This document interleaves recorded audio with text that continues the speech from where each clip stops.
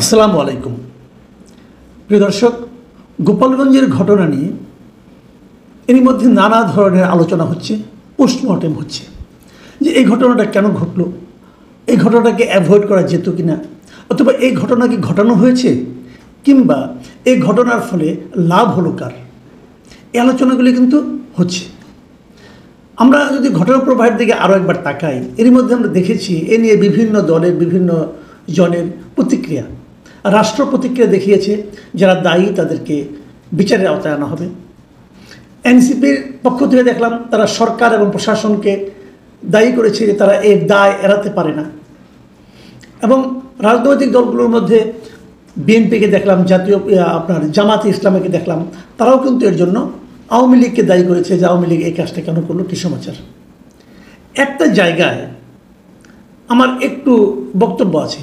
দেখুন ভাই, আমি তো কোনো দলের সঙ্গে নাই, কাজেই কোনো দলের হয়ে তো আমার কথা বলার কোনো কারণ নাই। আমি পাবলিকের সঙ্গে ভাই, আমি নিজেও একজন পাবলিক। আমার প্রশ্নটা হলো যে সবচেয়ে বড় অপরাধটা কে করেছে সেটা একটু বোঝার চেষ্টা করি আমরা। এনসিপির কি ওখানে যাওয়া উচিত ছিল এই সময়? এনসিপি কি ওই এলাকার এনভায়রনমেন্ট, ওই এলাকার মানুষের মন মানসিকতাকে গুরুত্ব দেবে না? এনসিপিকে ওখানে যে উত্তেজনামূলক কথা, উস্কানিমূলক কথা, উস্কানিমূলক স্লোগান দেওয়ার দরকার ছিল? এটা একটা প্রশ্ন হতে পারে। প্রশ্ন হতে পারে এনসিপির মধ্যে একটা পার্টি, যে পার্টি ওখানে এসেছে তারা তো বাংলাদেশেরই একটা পার্টি, গোপালগঞ্জ তো বাংলাদেশেরই একটা অংশ। এনসিপি একটা পার্টি, পলিটিক্যাল পার্টি, সে কি তার রাজনৈতিক কর্মকাণ্ড বাংলাদেশের যে কোনো জায়গায় চালাতে পারবে না? তার কথাগুলো আপনার বিপক্ষে যেতে পারে, তাহলে কি আপনি তাকে অ্যাটাক করবেন? এটাও একটা প্রশ্ন। তৃতীয় যে প্রশ্নটাকে আমি সবচেয়ে বেশি গুরুত্ব দিতে চাই, সেই প্রশ্নটা হলো, ওখানে একটা হামলা হয়েছে, বিশৃঙ্খলা হয়েছে, পরস্পরকে ধাওয়া পাল্টা ধাওয়া হয়েছে, সবই হয়েছে। পুলিশ, আর্মি তারা ছিলেন, ভাই গুলি করতে হবে? মানুষকে আপনি মেরে ফেলবেন পাখির মতো? কি এমন ঘটনা ঘটেছিল যে গুলি না করলে হতো না? আমরা তো অনেকগুলি ভিডিও দেখলাম, আমি নিজে একটা ভিডিও দেখলাম, আমাকে একজন পাঠিয়েছেন। সেই ভিডিওতে দেখলাম যে আর্মিরা কীভাবে গুলি করছে, টার্গেট করে করে গুলি করছে, এবং যাদেরকে সামনে দিকে দাঁড়িয়ে থাকতো তাদের প্রতি আক্রমণাত্মক ভঙ্গিতে, তাহলে আমি মানতে পারতাম যে আক্রমণ থেকে বাঁচার জন্য তারা গুলি করছে।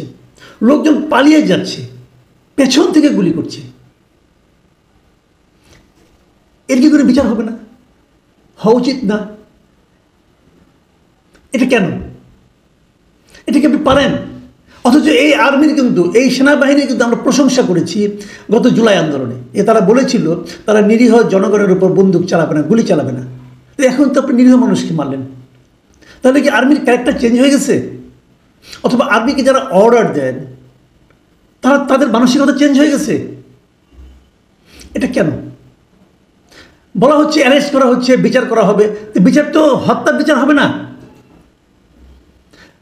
এর আগে আমরা দেখেছি যে মিরপুরে একটা হত্যাকাণ্ড হয়েছে, এরকম একটা মবের মধ্যে কেউ যে মারা গেছে, পুলিশের গুলিতে মারা গেছে, গত জুলাই আন্দোলনে আমরা দেখেছি।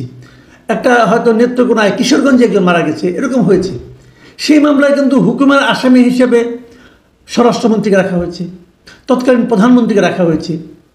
তো এখন এই যে হত্যাগুলো হলো, এর জন্য আপনি কাকে আসামি করবেন? আচ্ছা, কীভাবে করবেন? মামলাই তো হয়নি, নাকি হয়েছে? হয়েছে কি কোনো মামলা? এই যাদের মারা গেল, ওই ফ্যামিলির মানুষের কি মৃত্যুর প্রতি তাদের কোনো মূল্য নাই? ওই জীবনগুলি কোনো মূল্য নাই? আমি দেখলাম একটা মারা গেছে একজন, তার মা বলতেছে এখন আমার সংসার কিভাবে চলবে? ওই সংসারের দায়িত্ব কি রাষ্ট্র নেবে? অনেকে মারা গেছে যারা নাকি পথচারী ছিল, যারা কোনো রাজনীতির সঙ্গে জড়িত না। সেই হত্যার দায় কে নেবে? আমি তো এখন পর্যন্ত কোনো সরকারি বিবৃতিতে অথবা প্রেস নোটে নিহতদের প্রতি কোনো সমবেদনা দেখলাম না। বরঞ্চ অ্যারেস্ট করা হচ্ছে কাদেরকে? ওই এলাকার মানুষকে। পুলিশ যখন অ্যারেস্ট করবে, তারা কী দেখে অ্যারেস্ট করবে? তাদের কাছে কি ভিডিও ফুটেজ দেখে অ্যারেস্ট করবে, নাকি তারা কী দেখে অ্যারেস্ট করবে? কেউ মিছিল করেছে, ওটা আপনি অ্যারেস্ট করতে পারেন। যে মিছিল করবে, যদি কেউ বঙ্গবন্ধুর জন্য মিছিল করেন, বঙ্গবন্ধুর পক্ষে স্লোগান দেন, আপনি তাকে আটকাতে পারবেন না। বঙ্গবন্ধুর পক্ষে স্লোগান যে কেউ দিতে পারে, আওয়ামী লীগ না করেও দিতে পারে নাকি? যে বঙ্গবন্ধু তো আওয়ামী লীগের প্রপার্টি না। যে জিনিসটা আওয়ামী লীগ তাদের প্রপার্টি বানানোর চেষ্টা করেছিল গত 15 বছর, and that was A blunder. এটা তারা উচিত হয়নি, কারণ বঙ্গবন্ধু তাদের প্রপার্টি না। বঙ্গবন্ধু পুরো জাতির প্রপার্টি। তো যদি কেউ পুরো জাতির একটা অংশ হিসাবে যারা বঙ্গবন্ধুর পক্ষে স্লোগান দেয়, সে অপরাধী হয়ে গেল।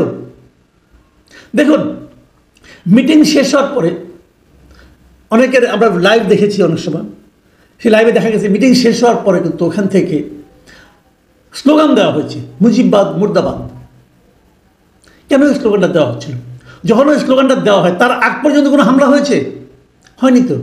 দর্শকও ছিল না, মঞ্চে কেবল এনসিপির নেতারা ছিলেন, তারা কথা বলেছেন, শেষ। তারপরে যখন মুজিববাদ মুর্দাবাদ স্লোগান দেওয়া হতে থাকে একের পরে, তখন তো এটা ওয়ান কাইন্ড অফ ইনভাইটেশন, যে তোমার এলাকায় এসে আমি তোমার নেতার বিরুদ্ধে স্লোগান দেব, তুমি কেন আমাকে মারছো না? এটা ওয়ান কাইন্ড অফ ইনভাইটেশন। এবং ঘটনাগুলো কিন্তু সেভাবে ঘটেছে। তো এই যে বিষয়গুলো, এই বিষয়গুলো কি বিবেচনায় নেওয়া হবে, অথবা বিবেচনায় কি নেওয়া উচিত নয়? দেখুন, আমি এর মধ্যে যতগুলি বিবৃতি পড়েছি, পলিটিক্যাল অথবা নন পলিটিক্যাল, একটা মাত্র বিবৃতি যেটা আমাকে টাচ করেছে, এই বিবৃতিটা দিয়েছেন কয়েকজন ইউনিভার্সিটির শিক্ষক এবং বুদ্ধিজীবী এবং সুশীল সমাজের লোক। এই আনু মোহাম্মদ, সামিনা লুৎফা, ওনাদেরই সংগঠন, নাম হলো গণতান্ত্রিক অধিকার কমিটি। তারা কি বলেছেন শুনেন। এদের কথাটা আমার পছন্দ হয়েছে বলে আমি এটা আপনাদেরকে পড়ে শোনাচ্ছি। তারা লিখেছেন যে গত বছর 16 জুলাই যেটা হয়েছিল সেটা উল্লেখ করে, যে রংপুরে বেগম রোকেয়া বিশ্ববিদ্যালয়ের আবু সাইদের মারা গেল, ঠিক 1 বছর পর গতকাল আবারও একই চিত্রের মুখোমুখি হতে হয়েছে গোপালগঞ্জে। এই ঘটনার পর রাষ্ট্রের আচরণ গভীর উদ্বেগ তৈরি করেছে। তারা কিন্তু রাষ্ট্রের আচরণকে ভালো বলছেন না, প্রশংসা করছেন না, কিন্তু করা তো উচিত ছিল, কারণ এই রাষ্ট্র তো আগের স্বৈরাচারী সরকারের রাষ্ট্র নয়। তিনি বলেছেন, মানে ওনাদের বিবৃতিতে বলা হয়েছে যে এনসিপির সমাবেশে হামলার বিষয়ে সরকার ও পুলিশ দ্রুত তদন্তে সক্রিয় হলেও পুলিশের গুলিতে নিহত 4 জনের মৃত্যু নিয়ে এখন পর্যন্ত উচ্চ পর্যায়ে তদন্ত, দায় নির্ধারণ বা ন্যূনতম মানবিক প্রতিক্রিয়া দেখা যায়নি। এই একপাক্ষিকতা শুধু রাষ্ট্রের দায়িত্বহীনতার পরিচয় নয়, এটি নাগরিক জীবনের মর্যাদা ও নিরাপত্তার প্রশ্নেও ভয়াবহ বার্তা বহন করে। যে কথাটা একটু আগে আমি বললাম, যে এই 4 জন কি দেশের নাগরিক নয়? এই 4 জনের প্রতি কি এই রাষ্ট্রের কোনো দায়িত্ব নাই? এই 4 জনের দিকে গুলি না ছুড়লে কি মানে থামানো যেত না কিছু? আমরা তো দেখিনি। ওই লোকগুলি তো আপনার মানে সাজোয়া গাড়িতে উঠে চলে আসলেন, তো চলে আসলে ওনাদের কাজ ছিল আগুন জ্বালানো, আগুন জ্বালিয়ে দিয়ে চলে আসছেন, তো হয়ে গেল। গুলি করতে হবে কেন? গুলি করার মতো বাস্তবতা করে ছিল বলে আমি মনে করি না।